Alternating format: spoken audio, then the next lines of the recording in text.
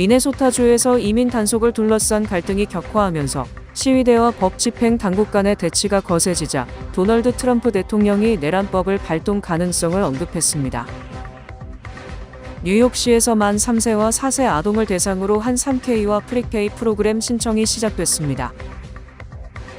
김은희 박사가 미국에서 자녀를 키우는 한인 부모들에게 따뜻하고 실천적인 양육 지침서인 저서를 펴냈습니다. 올해 미국 평균 가솔린 가격은 코로나19 팬데믹 이후 가장 낮은 $2대가 될 것으로 전망됐습니다. 모두가 누릴 수 있는 권리, 바로 아름다움입니다. 키스는 누구나 더 쉽고 당당하게 자신의 아름다움을 즐길 수 있는 세상을 꿈꿉니다. 키스는 우리 모두의 미래가 더 아름답게 빛날 수 있도록 최선을 다할 것입니다. 당신의 아름다움의 모든 순간, 키스가 함께합니다.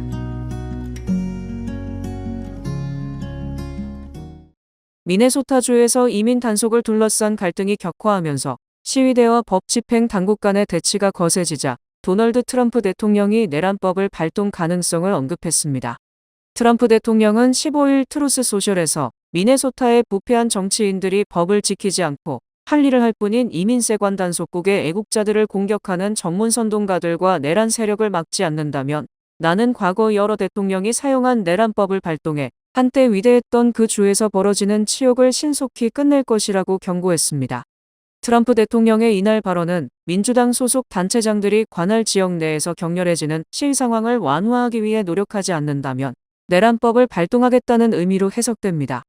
내란법은 내란 등 법에 명시된 특정 조건에 한해 대통령에게 군대를 국내에서 동원할 권한을 부여합니다.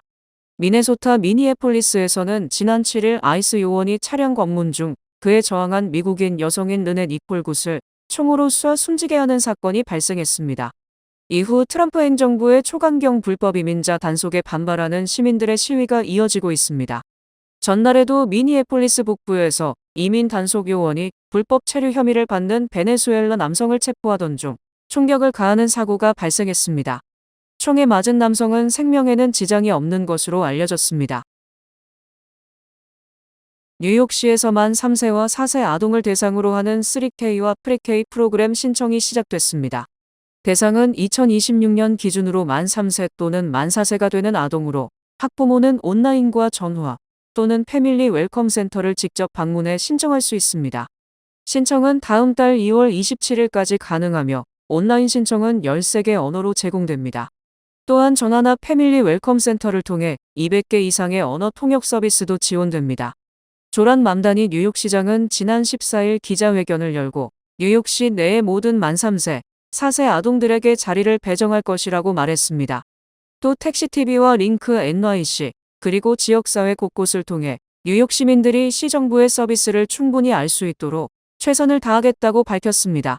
교육국은 마감일까지 신청한 모든 가정에 대해 3K 또는 프리-K 프로그램 배정 제안을 받을 수 있도록 할 계획이라고 설명했습니다. 김은희 박사가 미국에서 자녀를 키우는 한인 부모들에게 따뜻하고 실천적인 양육 지침서인 저서를 펴냈습니다. 마음건강 클리닉을 운영하고 있는 김은희 박사는 최근 슬기로운 부모 생활 미국에서 자녀 키우기를 출간했습니다. 이 책은 문화와 언어가 다른 미국이나 서구 사회에서 아이에게 흔들리지 않는 자존감과 건강한 적응력을 길러주는 양육 지침서입니다.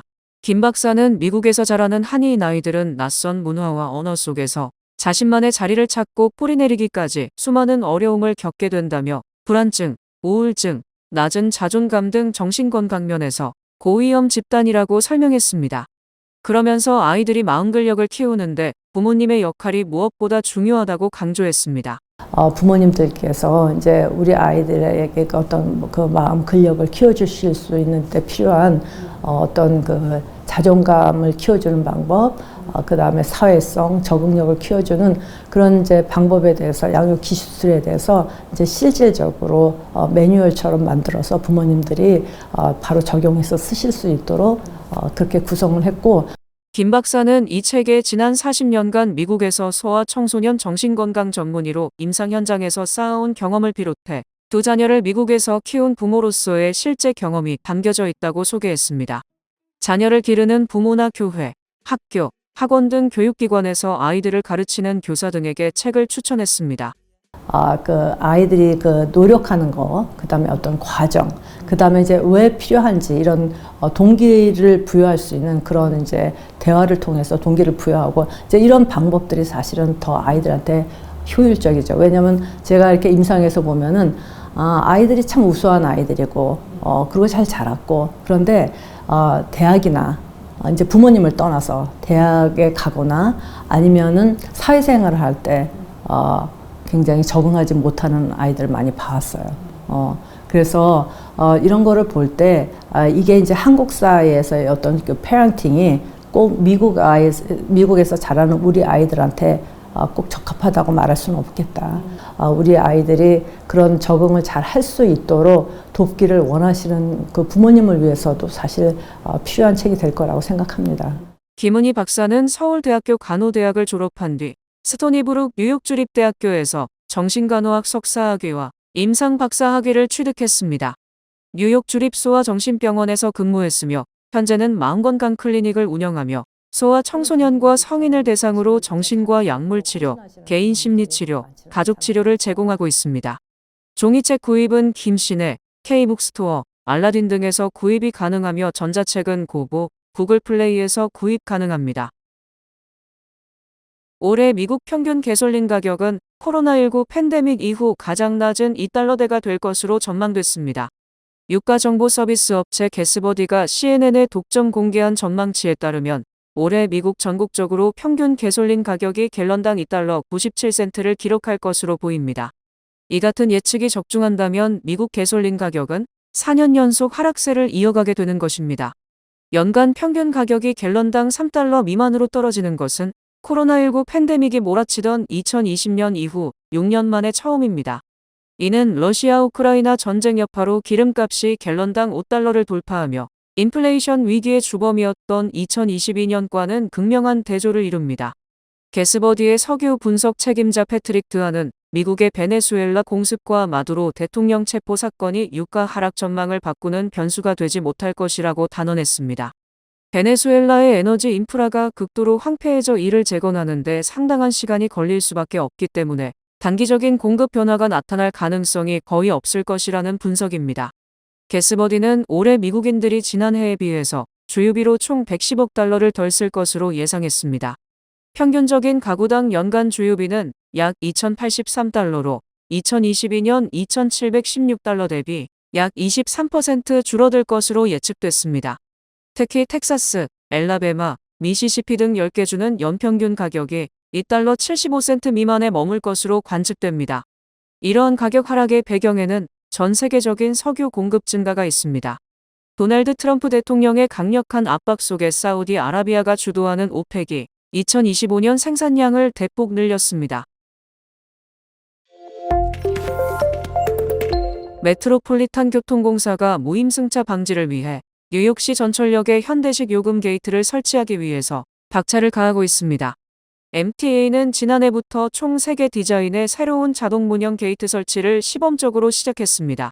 그 결과 퀸즈 플러싱 메인 스트릿을 포함 맨해튼 타임스 스퀘어, 브로드웨이 라파엘 스트릿역, 브루클린 애틀란틱 애비뉴 등 7개 역에서 설치를 완료했습니다. 현재는 퀸즈 7번 전철 74 스트릿 브로드웨이역과 크라운 하이츠 유티카 애비뉴, 딜렌시 에섹스 스트릿 역 등 4개의 역에 설치를 시작할 예정이며 올해 20개 역에 설치를 완료하는 것이 목표입니다. 설치는 1에서 2주 소요됩니다.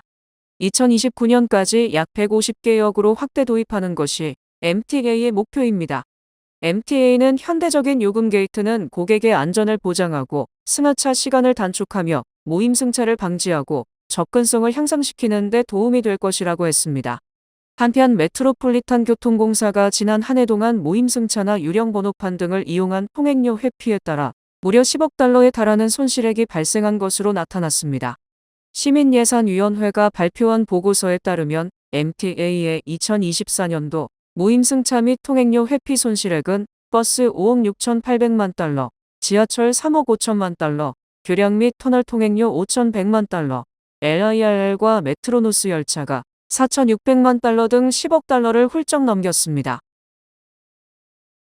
올해부터 오바마 케어 추가 보조금 지급이 종료됨에 따라 인상된 보험료 부담으로 인해 오바마 케어 등록자 수가 약 140만 명 줄어든 것으로 나타났습니다. 12일 메디케어 메디케이드 서비스국이 발표한 자료에 따르면 올해 1월 3일까지 오바마 케어에 가입한 미국인은 총 2,280만 명으로 지난해 마감일까지 가입한 등록자 수보다 140만 명 감소했습니다.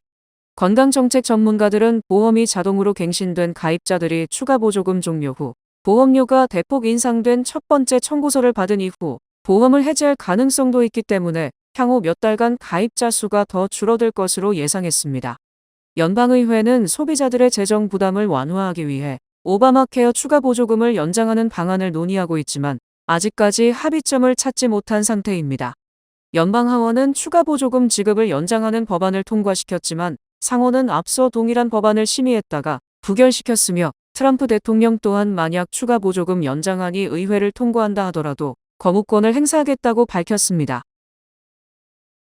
근로소득의 약 40%를 보전해주는 제도로 설계된 소셜연금이 뉴욕주에서 은퇴 후 필요한 생활비에 턱없이 부족한 것으로 나타났습니다. 개인재정 정보 사이트 파이낸스버즈가 최근 공개한 보고서에 따르면 뉴욕주에서 65세 이상의 일반적인 은퇴자가 생활하는 데 필요한 필수 연간 지출은 78,269달러지만 평균 소셜연금 규모는 연 23,880달러에 그쳤습니다. 이는 전체 생활비의 30.5%에 불과한 수치로 전국 기준 61,824달러의 생활비 중 연금이 38%를 충당하는 것과 큰 차이가 있었습니다. 특히 뉴욕주의 경우 비싼 생활비 탓에 소셜연금이 충당할 수 있는 생활비 비중이 전국에서 6번째로 낮은 지역에 속했습니다. 이러한 격차는 은퇴 이후 거주지 이동에 영향을 끼치는 것으로 나타났습니다. 파이낸스버즈는 소득이 높아 기여금을 많이 낼 수 있는 지역에서 일한 뒤 은퇴 후 생활비가 낮은 곳으로 이주하는 것이 하나의 전략이 될 수 있다고 말했습니다. 트랜스 아메리카 은퇴연구센터에 따르면 약 5명 중 2명에 가까운 비율이 은퇴 시점에 주거지를 옮기며 대부분 주택 규모를 줄이고 생활비를 낮추기 위해 이동하는 것으로 나타났습니다. 도널드 트럼프 행정부가 오는 21일부터 러시아와 이란을 비롯한 총 75개국 출신 국민에 대해 미국 이민 비자 발급 업무를 전면 중단한다고 발표했습니다. 연방국무부는 14일 소셜미디어 X 계정을 통해 미국 국민의 복지 혜택을 용납할 수 없는 수준으로 받아가는 이민자들이 속한 75개국에 대해 이민 비자 발급 절차를 중단한다고 밝혔습니다. 이어 이번 중단 조치는 신규 이민자들이 미국 국민의 부를 빼내가지 않도록 확실히 할 수 있을 때까지 유지될 것이라고 덧붙였습니다. 국무부는 또 이번 비자 발급 중단 조치는 소말리아, 하이티, 이란, 에리트레아 등 수십 개국에 영향을 미치며 이들 국가 출신 이민자들은 입국 시 미국에 공적 부담이 되는 경우가 잦다고 설명했습니다. 국무부는 그러면서 우리는 미국 국민의 관대함이 더 이상 악용되지 않도록 하기 위해 노력하고 있다고 덧붙였습니다. 이번 조치는 국무부가 해당 국가들의 비자 심사 절차에 대한 평가를 완료할 때까지 무기한 지속될 것으로 보입니다. 국무부가 아직 전체 대상국을 공개하지 않았지만 워싱턴 포스트가 보도한 명단에 따르면 러시아, 브라질, 콜롬비아, 쿠바, 아프가니스탄, 소말리아, 나이지리아, 이집트, 예멘, 이라크, 태국, 몽골 등이 포함됐습니다. 한국은 포함되지 않았습니다. 석유기업 쉐브론이 베네수엘라 석유 사업과 관련해 이번 주 연방정부로부터 확대된 라이선스를 받을 것으로 예상됩니다. 현재 베네수엘라에 진출해 있는 미국의 메이저 석유회사는 쉐브론이 유일합니다. 쉐브론은 그동안 제한된 범위의 라이선스로 베네수엘라 석유를 생산, 수출해왔습니다. 로이터에 따르면 쉐브론은 베네수엘라 국영 석유회사와 합작을 통해 베네수엘라에서 하루 약 24만 배럴의 석유를 생산하고 있습니다.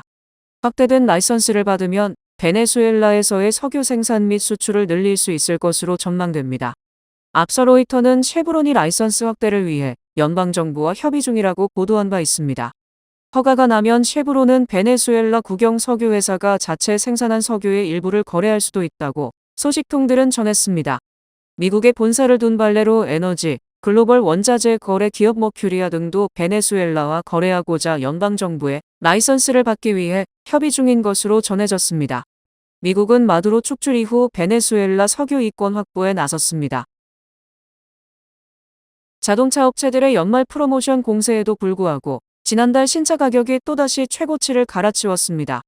자동차 판매 및 가치 평가 업체 켈리블루북에 따르면 지난달 신차 평균 거래 가격은 5326달러로 통계 집계 이후 가장 높은 수준을 기록했으며 전달인 11월에 49,774달러보다도 1.1% 상승했습니다. 에덴 자동차의 제이장 부사장은 최근 들어 인기 차량 브랜드들의 2026년식 신차 물량이 예년과 비교해 크게 부족한 편이었다며 공급이 조절되다 보니 연말임에도 불구하고 일부 모델이 비싸게 거래됐다고 말했습니다. 업계는 또한 연말 시장 수요가 고가 차량으로 이동하는 경향이 있다고 분석했습니다. 자동차 시장 조사 업체 콕스 오토모티브의 에린 키팅 수석 애널리스트는 12월에는 할인 및 프로모션으로 고가 차량 판매 비중이 높아지면서 평균 가격이 올라가기도 한다며 지난달에는 럭셔리 차량 구매 비중이 거의 20%로 2025년 중 최고치를 기록했다고 설명했습니다. 또한 기존 시장을 주도하던 콤팩트 SUV 대신 가격대가 높은 중형 SUV가 처음으로 판매 1위 세그먼트에 오르면서 전체 신차 가격 상승의 주요 원인이 됐습니다. 뱅크 오브 호프가 드리는 경쟁력 있는 이자율에 6개월 및 9개월 프로모 플러스 CD 가까운 뱅크 오브 호프 지점에서 만나보세요. 이 프로그램은 최고의 금융 서비스로 당신을 존중하는 뱅크 오브 호프 제공입니다. 주요 단신 전해드립니다. 연방상무부는 작년 11월 미국의 소매 판매가 7,359억 달러로 전월 대비 0.6% 증가했다고 밝혀 다우존스가 집계한 전망치 0.4%를 넘어섰습니다. 유럽 자동차 부품협회는 지난 2년간 회원사들의 감원 규모가 10만 명을 넘어섰다고 밝혔으며 가성비를 앞세운 중국 전기차 및 부품업체들의 영향이 주원인으로 분석됩니다. 프랑스 정부는 재정난 해결을 위해 루브르 박물관과 베르사유 궁전 등 주요 유적지의 외국인 방문객 대상 입장료를 인상한다고 발표했습니다. 무비자 방문국 수를 기준으로 하는 헨리 여권지수 조사 결과 싱가포르가 1위를 차지했으며 한국과 일본은 공동 2위에 올랐습니다. 미국의 경우 179개국의 무비자 방문이 가능해 10위를 기록했습니다. 영화 역사상 누적 흥행 수입이 가장 많은 여배우는 조 셀다나로 아바타 시리즈와 마블 시네마틱 유니버스 등 대형 프랜차이즈에서 핵심 역할을 맡아 지금까지 154억 7천만 달러의 수익을 기록했습니다. 중국 장수성의 한 병원에서 의료진의 과실로 탯줄을 자르려다 신생아의 손가락이 절단되는 사고가 발생했습니다. 캘리포니아의 한 스타벅스 직원이 보안관이 주문한 커피컵에 경찰이나 보안관을 비하하는 돼지 그림을 그린 채 주었다가 회사 지침 위반으로 해고됐습니다. 14일 삭스 백화점, 버그도프 굿맨 등을 운영하고 있는 삭스 글로벌이 누적된 손실과 과도한 부채 부담을 해소하기 위해 파산 보호를 신청했습니다. 날씨 전해드립니다. 금요일인 내일은 흐리고 밤늦게 가벼운 눈이 내리겠습니다. 낮 최고 기온은 35도, 최저 기온은 33도입니다. 해 뜨는 시간은 7시 18분, 해 지는 시간은 4시 54분입니다. 이상으로 주간 날씨와 세계 날씨 전해드립니다.